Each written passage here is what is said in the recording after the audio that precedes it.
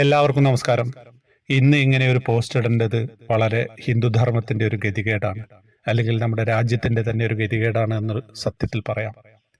ഇന്നലെ ശ്രീഹരിക്കോട്ടയിൽ വിക്ഷേപണത്തിന് മുന്നോടിയായിട്ട് ചന്ദ്രയാൻ പരീക്ഷണ വിക്ഷേപണത്തിന് മുന്നോടിയായിട്ട് ശാസ്ത്രജ്ഞര് നമ്മുടെ തിരുപ്പതി ക്ഷേത്രത്തിൽ പോയിട്ട് പ്രാർത്ഥിക്കുകയുണ്ടായി. അതിനെ എതിർത്തുകൊണ്ട് ഒരുപാട് ആളുകളാണ് മുന്നോട്ട് വന്നത്. ഇത്രയും ഭീകരമാണോ നമ്മുടെ അവസ്ഥ എന്നുള്ളത് ചിന്തിച്ചു പോകുന്നു. അങ്ങനെയെങ്കിൽ ഇത്തരം ആളുകൾ നമ്മുടെ പല പല സൈനിക മേഖലകളുമൊക്കെ ജോലി ചെയ്യുമ്പോൾ എന്തായിരിക്കും ഇവരുടെ സ്ഥിതി? നമുക്ക് ഭാരതത്തിന്റെ ആത്മാവ് തന്നെ ഹിന്ദുധർമ്മത്തിൽ അധിഷ്ഠിതമാണ്. നമുക്കൊന്ന് നോക്കാം. ഓം വരച്ചതിനെ ശസ്ത്രപൂജയൊക്കെ എതിർക്കുന്നവർ പട്ടാളത്തിൽ പോയാൽ എങ്ങനെയിരിക്കും? ബീഹാർ റെജിമെന്റിലോ രാജ്കോട്ട് റെജിമെന്റിലോ ആണെങ്കിൽ വിളിക്കേണ്ടത് ജയ് ബജ്റംഗ് ബലി എന്ന് വെച്ചാൽ ഹനുമാൻ കി ജയ്. രജപുത്താന റൈഫിൾസിലാണ് ജോലിയെങ്കിൽ രാജാ രാമചന്ദ്ര കി ജയ്, അതായത് ശ്രീരാമചന്ദ്ര പ്രഭു ജയിക്കട്ടെ. പഞ്ചാബ് റെജിമെന്റിലോ സിഖ് റെജിമെന്റിലോ സിഖ് ലൈറ്റ് ഇൻഫൻട്രിയിലോ ആണെങ്കിൽ ഉറക്കെ വിളിക്കണം ബോലെ സോനിഹാൽ സത് ശ്രീ അകാൽ. പഞ്ചാബ് റെജിമെന്റിൽ ജ്വാലാമാതാക്കും ജയ് വിളിക്കണം. ഗഡ്വാൾ റൈഫിൾസിൽ ബദരീനാഥ പ്രഭുവിന് ജയ് വിളിക്കണം. കുമയൂണിലും ജമ്മു കാശ്മീർ റൈഫിൾസിലും ദുർഗയ്ക്ക് ജയ് വിളിക്കണം.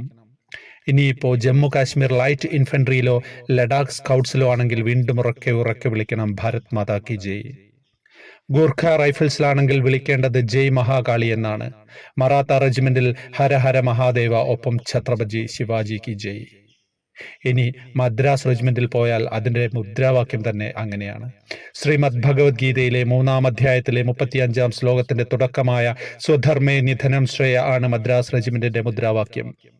ഇതൊക്കെ കണ്ട് സഹികെട്ട് വ്യോമസേനയിൽ പോകാമെന്ന് വെച്ചാൽ പിന്നെയും പണിയാണ്. വ്യോമസേനയുടെ മുദ്രാവാക്യം എടുത്തത് ഗീതയിലെ 11-ാം അധ്യായമായ വിശ്വരൂപ ദർശന യോഗത്തിൽ നിന്നാണ്. നഭസ്പർശം ദീപ്ത, touch the sky with glory. നാവികസേനയിൽ ചെന്നാലും കഥയിൽ മാറ്റമൊന്നുമില്ല. ശംനോ വരുണ എടുത്തിരിക്കുന്നത് തൈത്തരീയോപനിഷത്തിൽ നിന്ന്.